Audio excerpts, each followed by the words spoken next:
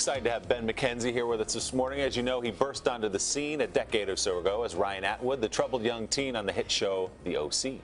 Well, Ben's left that teenage angst behind him. Really? Left it a while ago. That was a while. I'm embarrassed to even have read that. I'm sorry, Ben. But now he's dealing with a different kind of drama, of course, as Detective Jim Gordon on the red-hot show Gotham. And when he returns from the short time away, he discovers there's a new bad guy, because there's always a bad guy around the door in town. Captain's pressing me on this case. Oh, yeah? What is it? You didn't hear? Last night, some psycho froze a cop to death. Froze her? Yeah. Told you it was weird. Come on. Enigma's waiting for us.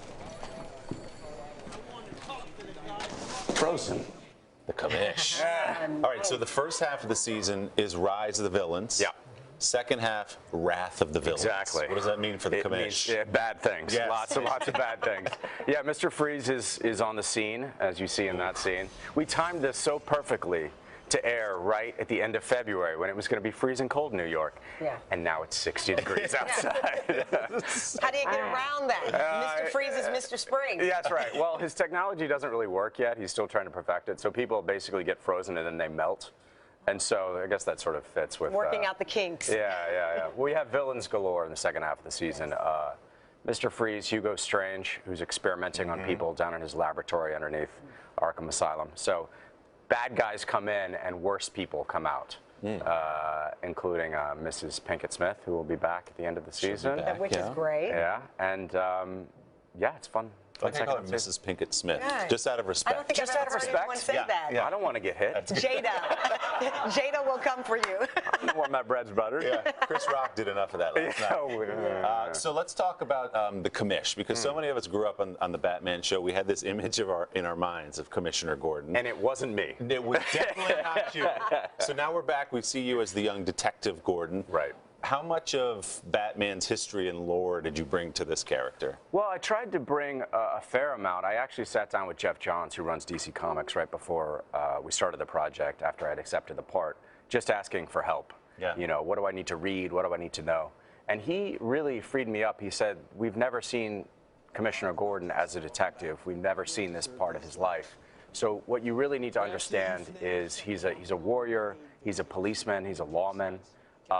But you should feel free to really interpret this on your own, and that's what I've done. I mean, he's a great character because the world that he lives in is lawless, completely amoral, really.